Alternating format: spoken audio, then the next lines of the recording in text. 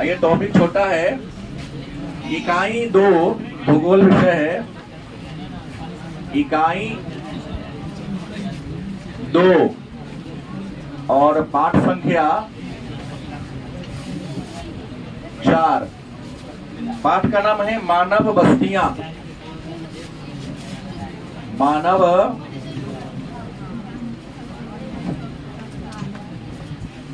बस्तियां।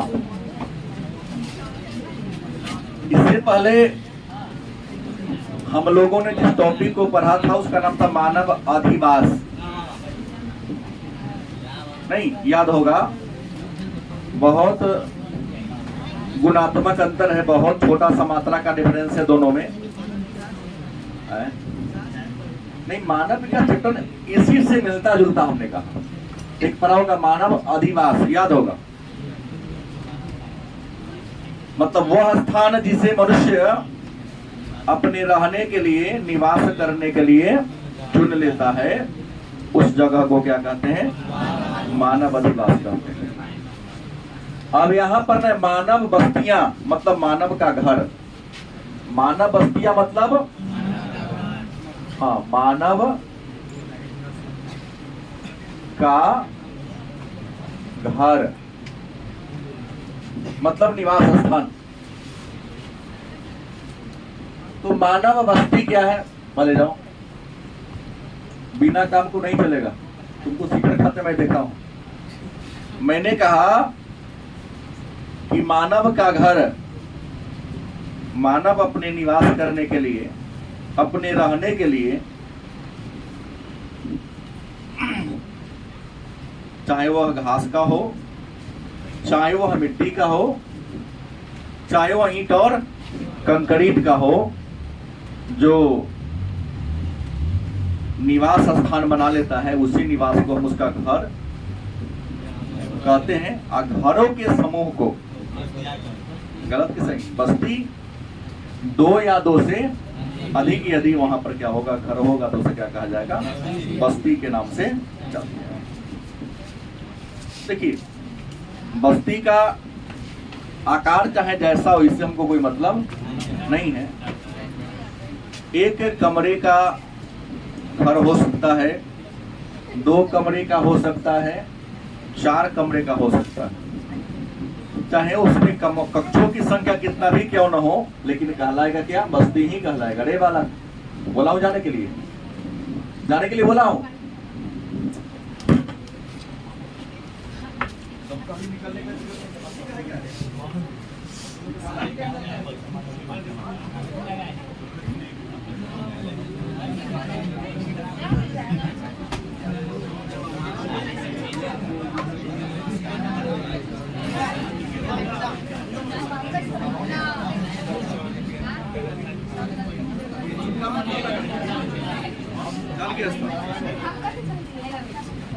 चोरी चक्का गिरी करेगा, दिन भर शिखर खाएगा, ना गिरेगा, नहीं गिरेगा,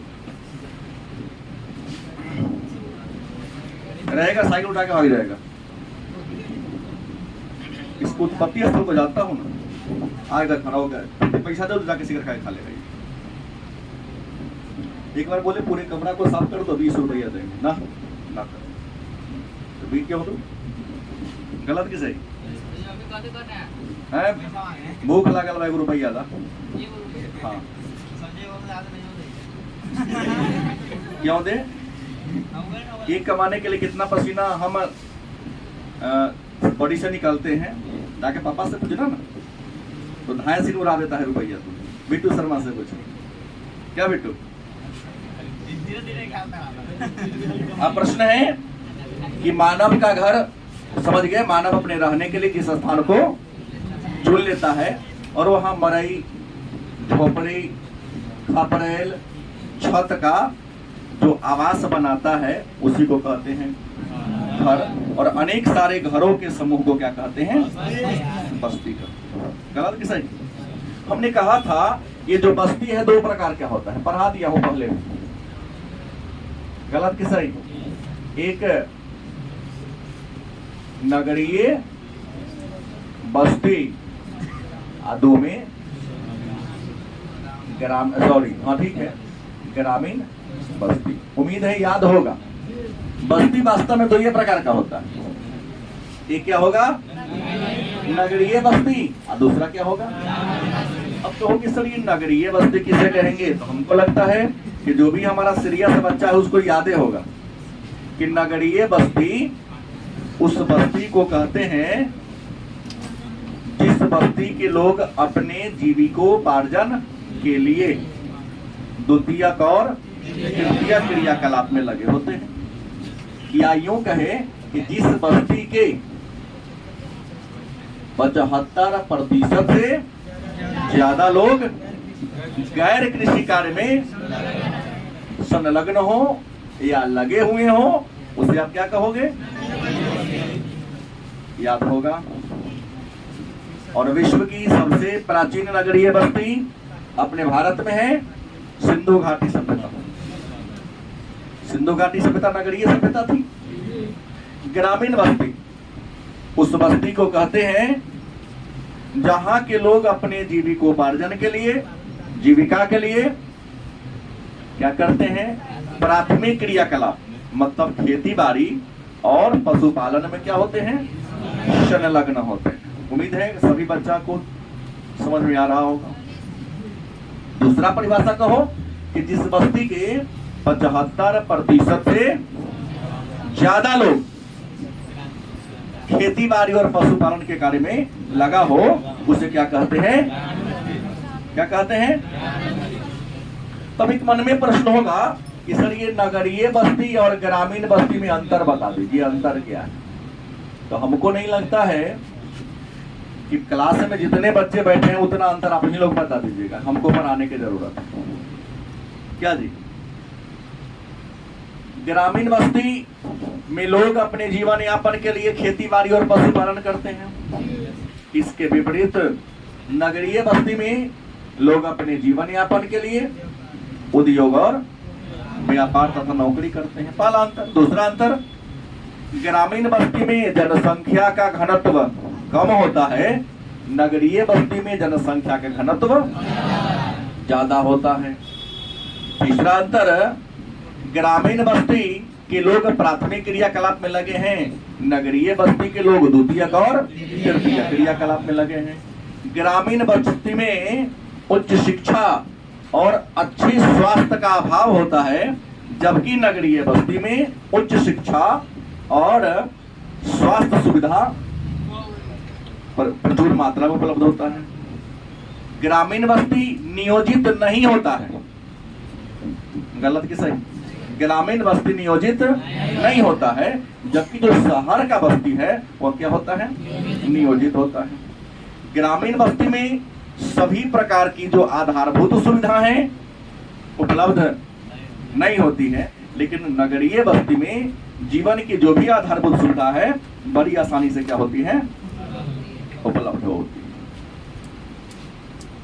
उम्मीद है समझ में आ गया होगा। और जितना मैं बोला हूं ऐसा नहीं कुछ नया बोला, आप सबको ही बात आता था, एक बार सुनने की आपको देर थी। इस प्रकार के अंतर करना आप लोग ही जानते हैं, क्योंकि आप गांव में रहते हैं तो गांव की खासियत को देख रहे हैं, फिर आप शहर में पढ़ने आए हैं तो शहर की विशेषता को देख रहे हैं। आगे चर्चा करूं। अब प्रश्न है तो ग्रामीण बस्ती के प्रकार, टॉपिक क्या है? ग्रामीण बस्ती के प्रकार। तो देखिए बाबू, ग्रामीण बस्ती के रियल में 4 गो प्रकार। ग्रामीण बस्ती के कितने प्रकार हैं? ग्रामीण बस्ती के 4 गो प्रकार। कहोगे ग्रामीण बस्ती के 4 गो प्रकार कौन कौन है? तो पहला है, जानिए रहे हैं, गुंचित बस्ती। गुंचित बस्ती। दूसरा कौन है? हाँ वेरी गुड, विखंडित। कौन है? विखंडित। पूछा गया प्रश्न 2 बार 2 नंबरी में, विखंडित बस्ती। तीसरा कौन है? पल्ली। पल्ली बस्ती। चौथा कौन है? एकाकी बस्ती।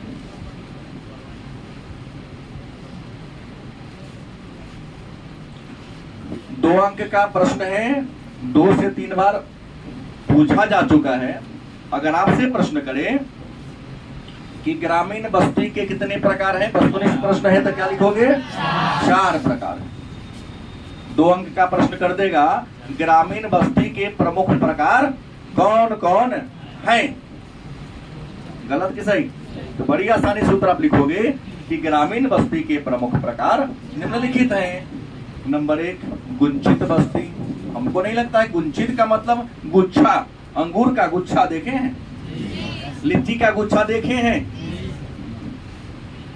मतलब एक ही डाली होता है, उसमें कई सारे छोटे छोटे बड़े फल लगे होते हैं, समूह।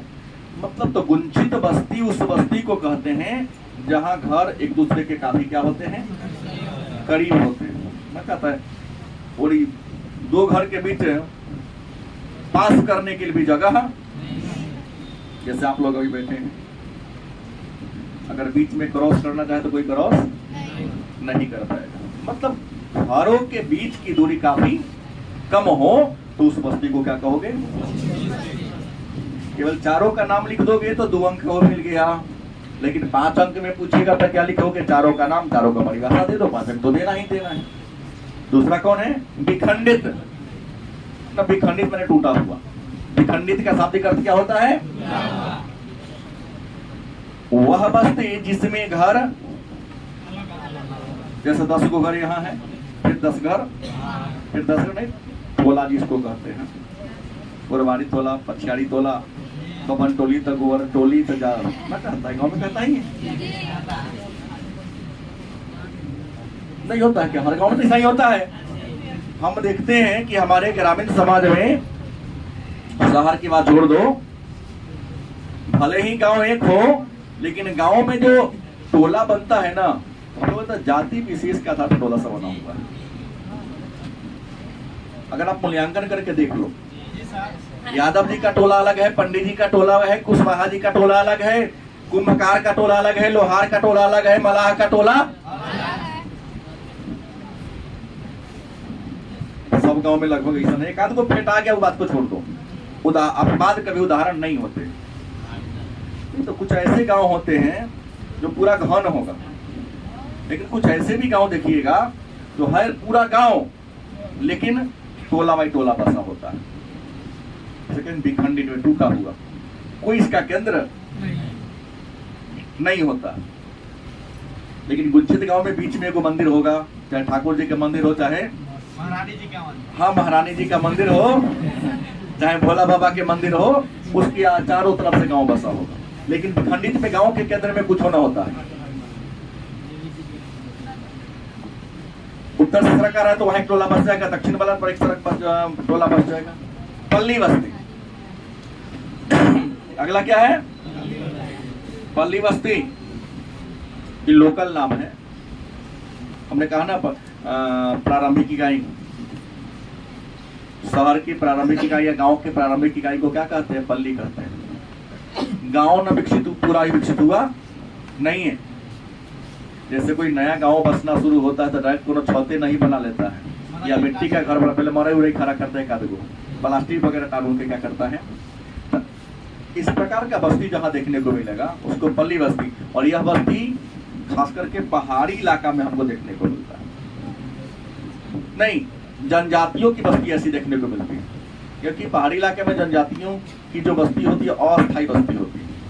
तो तब तक वो घर किसी जगह पर आता है जब तक उसकी जीविका के स्रोत मिलते हैं। जीविका का स्रोत खत्म, बस्ती उखाड़ के चल दिया।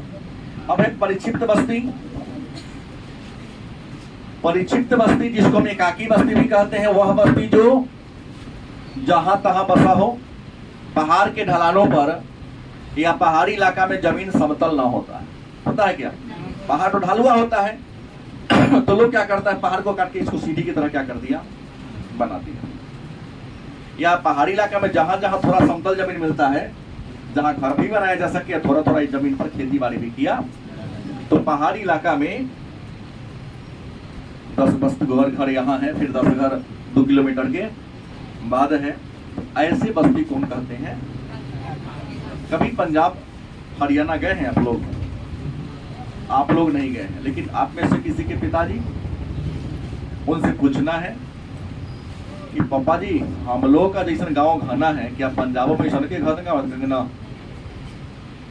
वो कहेंगे एक लाइन में कि वहां जमींदार लोग अपना विषय करके खेत का प्लॉट है तो उसी में एक तरफ किनारा क्या कर लेता है, घर बना लेता है और उसमें लोग बना के रखता है, फार्म हाउस में रखता है।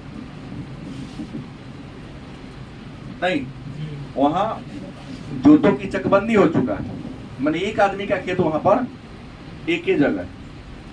अपने याद है कि 2 कट्ठा 10 कट्ठा खेत है, 1 कट्ठा यहाँ, क्या पिंटू 2 कट्ठा वहां, हाँ 10 गुरु वहां, मतलब पूरी गांव का जितना रकबा है, गांव के पूरा सरेह का पूरा एरिया में जहां तहां 2 कट्ठा है, खेती बाड़ी करने वाला दिक्कत होता है। लेकिन पंजाब में उत्पादन ज्यादा होने के पीछे यही बहुत बड़ा रीजन कि जिसका भी खेत है एक ही जगह और वहां बड़ी आसानी से पंपिंग सेट नलकूप अपना खेत में लगवा लेता है और बड़े पैमाने पर व्यवसायिक तरीके से खेती बाड़ी करता है। तो ये हो गया बस्ती। अब दूसरा प्रश्न हमने नगरीय बस्ती के बाद ग्रामीण बस्ती के प्रकार हमने कह दिया। नगरीय बस्ती की बात अगर करते हैं तो नगरीय बस्ती का हमने परिभाषा आपको दिया था कि नगरीय बस्ती उस बस्ती को कहते हैं जिस बस्ती में रहने वाले 75% से ज्यादा लोग अपने जीविकोपार्जन के लिए द्वितीयक और तृतीय क्रिया में लगे होते हैं तथा जहां जनसंख्या का घनत्व 400 व्यक्ति, क्या जी, कम से कम 400 व्यक्ति प्रति वर्ग किलोमीटर होता है, उसको हम क्या कहते हैं, नगरीय बस्ती। अब कहता है कि नगरीय बस्ती की क्या जो है यह मानक, नगरीय बस्ती को 2 मानक के आधार पर बांटा गया है। पहला संवैधानिक नगर, क्या है, संवैधानिक नगर, और दूसरा कौन है, हाँ, जनगणना। तो मन में होगा ये संवैधानिक नगर क्या है और जनगणना नगर क्या है।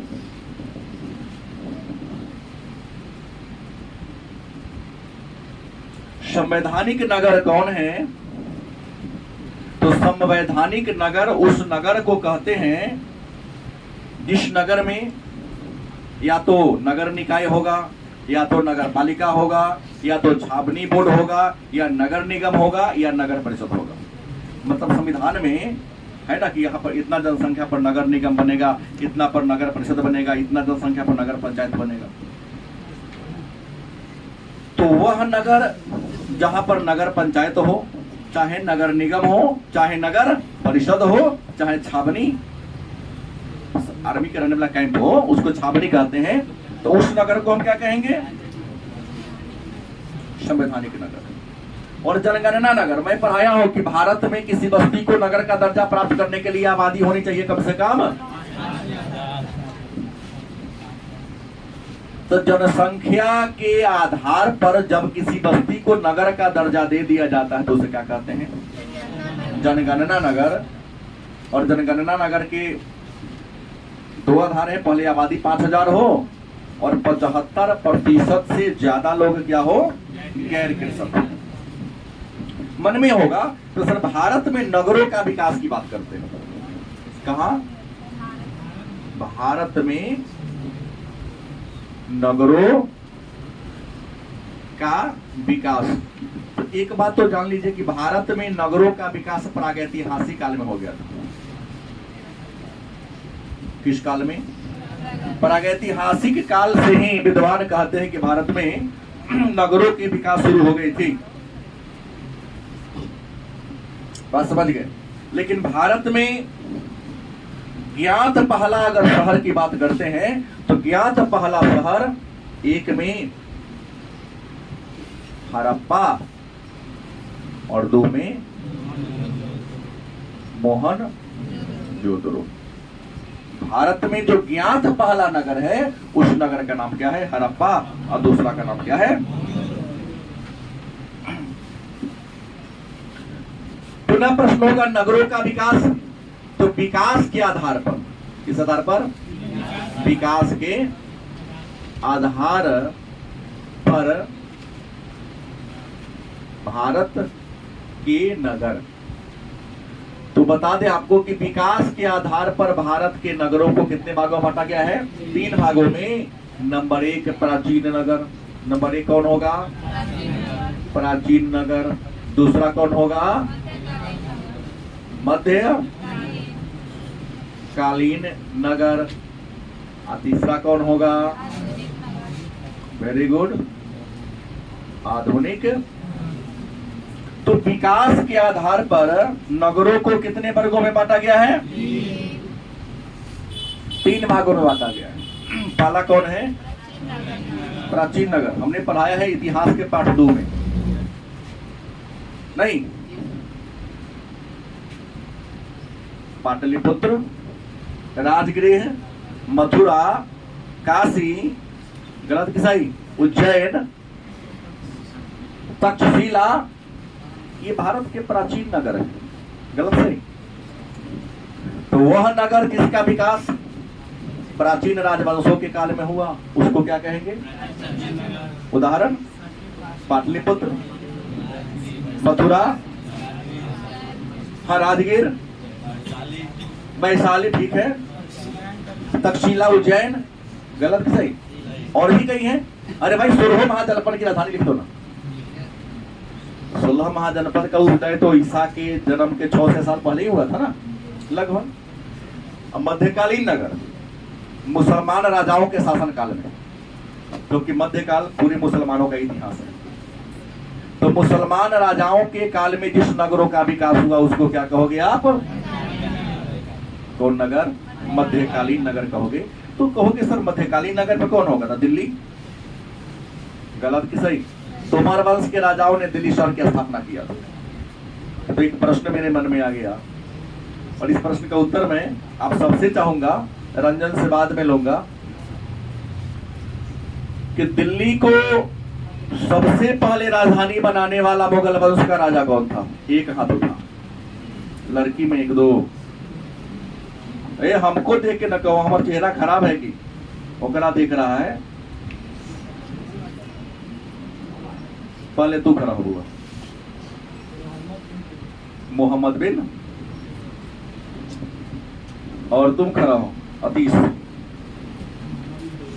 खड़ा।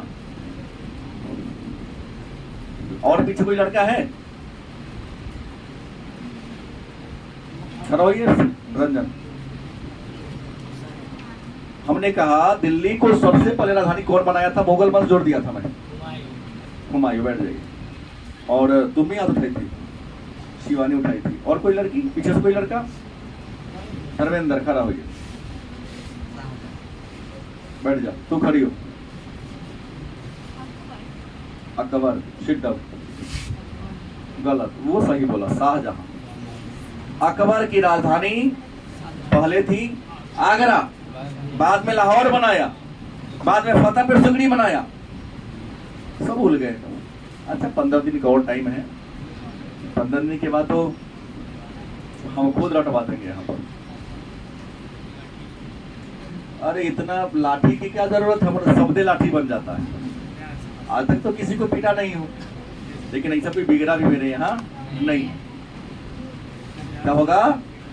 शाहजहां। याद होगा शाहजहां ने 1638 में यमुना नदी के किनारे एक नगर बसाया था, उसका नाम था शाहजहानाबाद। और शाहजहानाबाद में ही लाल बलुआ पत्थर से किला का निर्माण कराया था, उसका नाम क्या था? और उसी लाल किला को उन्होंने अपना राजधानी बना दिया था। सब भूल गए? नहीं जाने तो कोनो बात नहीं। अच्छा नहीं, बच्चों का कहना है कि सर याद रखने से आपको पेट चलता है, तो आप रखें नहीं याद, हम क्यों रखेंगे? ये बात है। चलिए कोई बात नहीं। तो मध्यकालीन नगर में आप आगरा ले सकते हो, दिल्ली ले सकते हो, लाहौर ले सकते हो, गलत कि सही? लखनऊ, जयपुर, गलत सही? और आधुनिक नगर, भाई अंग्रेजों ने जिस नगर को बसाया क्या जी? आधुनिक भारत की कहानी मतलब औरंगजेब के मरने के बाद जब अंग्रेजों का दबदबा शुरू हो जाता है, तो अंग्रेजों ने कोलकाता शहर, मुंबई शहर, नई दिल्ली, चेन्नई, जिसको आज चेन्नई पहले मद्रास कहते थे, इन शहरों को हम आधुनिक नगर के नाम से, जमशेदपुर जो पहले बिहार में था, कहाँ चला गया? झारखंड में चला गया, जहां 1907 ईस्वी में भारत का पहला लोहा इस्पात कारखाना खोला गया था, जमशेदजी भाई टाटा ने खोला था। आ रहा है आगे, वही टॉपिक आइए रहा है। अब प्रश्न है, भारत में नगरीकरण की बात करते हैं, कहां? भारत में क्या नगरीकरण की बात करते हैं, तो भारत में नगरीकरण का इतिहास बड़ा ही प्राचीन रहा है। गलत कि सही?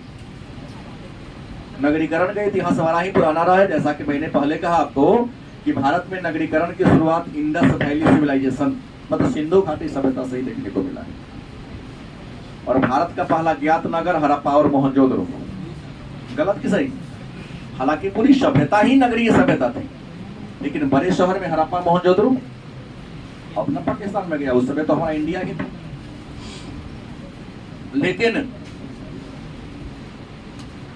लेकिन अगर बता दें, आजादी 1947 में मिली और 1951 की जनगणना को आधार यदि मान लिया जाए, तो 1951 की जनगणना के आधार पर भारत में नगर में रहने वाले लोगों की आबादी कितनी थी? लगभग 13%।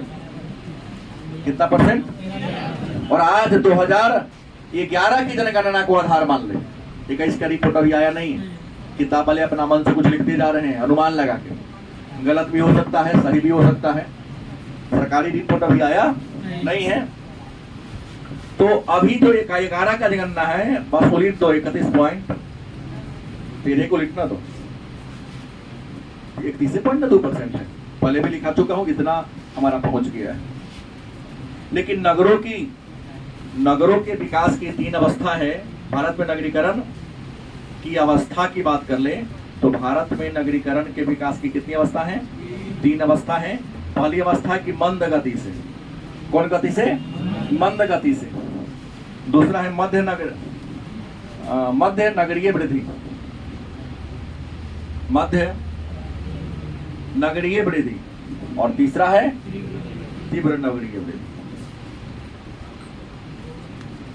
देखिए, भारत में नगरीकरण के विकास की 3 अवस्था है। प्रारंभ में लोग अपने जीविका के लिए पूर्णतः खेती बाड़ी पर निर्भर था, तो वहां लोग केवल और केवल क्या करता था? खेती बाड़ी।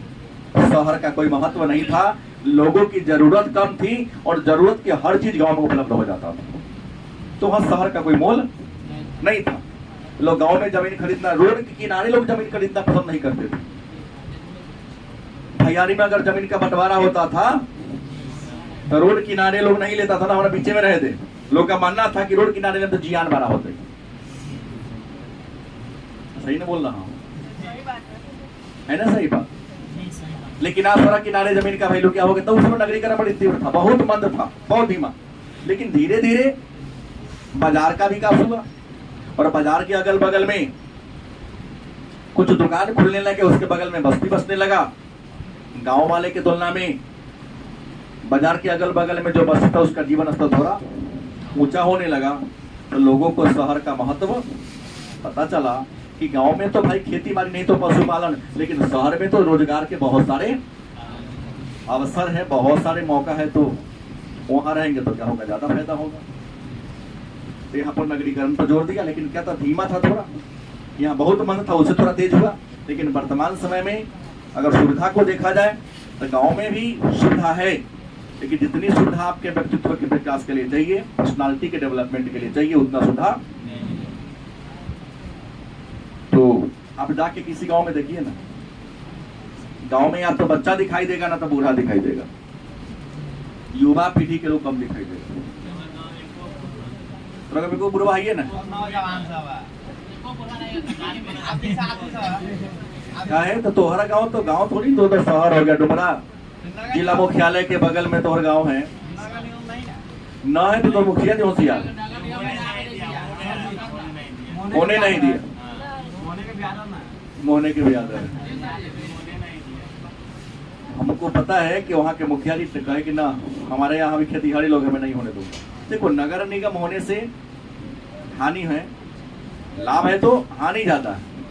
हर घर को टैक्स लगेगा, लेकिन नहीं हुआ तुम लोग को बहुत फायदा होगा, लेकिन आने वाले दिन में हो ही जाएगा, क्योंकि है नगर निगम रोड की इस पर, नगर निगम रोड के उस पर परोड़ी, सारा सुविधा नगर का ले रहा है। की बात कै बजे से? 9 बजे से यहाँ से हम सर। कौन स्कूल है? जाइए, मैं रुकूंगा नहीं, लेकिन गारंटी है विद्यालय में पढ़ाई भी नहीं होती है। फॉर्म जमा करना। हाँ ठीक है, जाइए। तो तीव्र गति से विकास हो रहा है। अब है नगरों का वर्गीकरण, लास्ट टॉपिक है, पढ़ा भी दिया हूं। नगरों का वर्गीकरण की बात करें तो जनसंख्या के आधार पर, किस आधार पर? जनसंख्या के आधार पर भारत में नगरों के कितने वर्ग हैं? कितने वर्ग हैं? भारत में या संसार के सभी देशों में नगरों का विभाजन या वर्गीकरण किस आधार पर किया गया है? जनसंख्या के आधार पर। और जनसंख्या के आधार पर नगर को कितने वर्ग में बांटा गया है? प्रथम वर्ग के नगर, द्वितीय वर्ग के नगर, तृतीय वर्ग के नगर, चतुर्थ वर्ग के नगर, पंचम वर्ग के नगर और षष्ठम वर्ग के नगर। अब कहोगे सर प्रथम वर्ग के नगर किसे कहेंगे? तो प्रथम वर्ग का नगर उस नगर को कहते हैं जिसकी आबादी कम से कम या उससे क्या हो, अधिक हो जाते हैं। दूसरे वर्ग के नगर आबादी कम से कम 50,000 नहीं तो 99,999, माने 50,000 से ज्यादा और 1 लाख से, उसको दूसरा वर्ग का नगर कहें। तीसरे वर्ग के नगर में जिसकी आबादी कम से कम 20,000 और ज्यादा से ज्यादा 49,900, माने 50,000 से एगो कम। चौथे वर्ग के नगर में आबादी कम से कम 10,000, अधिक से अधिक 20,000 में 1, माने 19,900। पंचम वर्ग के नगर में जिसकी आबादी कम से कम 5,000, ज्यादा से ज्यादा 9,900। और छठे वर्ग के नगर में जिसकी आबादी 5,000 से क्या हो। तो प्रथम वर्ग के नगर के कितने प्रकार हैं? प्रथम वर्ग के नगर किसे कहेंगे? जिसकी आबादी कितना हो। हाँ, पूरा नगर के कई वर्ग हैं। प्रथम वर्ग के नगर को कई भागों में बांट दिया। एक है 10 लाख आबादी टूट जाएगा तब महानगर। नगर कहेंगे जब आबादी कितना हो, आबादी 10 लाख होगा तो, और 10 लाख से 50 लाख के बीच हो तो, 10 लाख से ऊपर हो गया तो मेगा नगर। हाँ हाँ, मिलियन सिटी क्या कहोगे? Million city. अगर उससे मिलियन सिटी से 50 लाख से ऊपर हो गया तो मेगा नगर या विराट नगर या विश्व नागरिक है। अपने भारत में मेगा नगर 5 गो है। कितने हैं? 5 गो है। दिल्ली, मुंबई, कोलकाता, चेन्नई और एक और जुड़ा है, बंगलुरु जुड़ गया। आने वाले दिनों में पटना भी आपको हो जाएगा। अगले जनगणना 31 के जनगणना से पहले हमको लगता है भारत में 15 गो से ऊपर पहुंच जाएगा। जयपुर भी श्रेणी में आ जाएगा, पटना आ जाएगा, हैदराबाद आ जाएगा। बहुत ऐसे शहर है जो श्रेणी में, कानपुर आ जाएगा, लखनऊ आ जाएगा, सब आ जाएगा। आबादी बड़ी तीव्र गति से हो रही है, बढ़ती जा रही है। नगरों के विकास के लिए नगर बढ़ते जा रहे हैं, लेकिन नगर में सुविधा बहुत कम है। तो नरेंद्र मोदी जब भारत के प्रधानमंत्री बने तो नगरों में जो मूलभूत सुविधा थी, उन मूलभूत सुविधा के विकास करने के लिए एक योजना शुरू किया था। उस योजना का नाम था स्मार्ट सिटी योजना। क्या नाम है? और बाकी हम इससे पहले पढ़ा चुका हूं नगरों का प्रकार्यात्मक वर्गीकरण। काम के आधार पर नगरों का वर्गीकरण: धार्मिक नगर, खनन नगर, राजधानी नगर, औद्योगिक नगर, पर्यटन नगर। याद है कि नहीं? तो ये भी नगरों का है काम के आधार पर वर्गीकरण।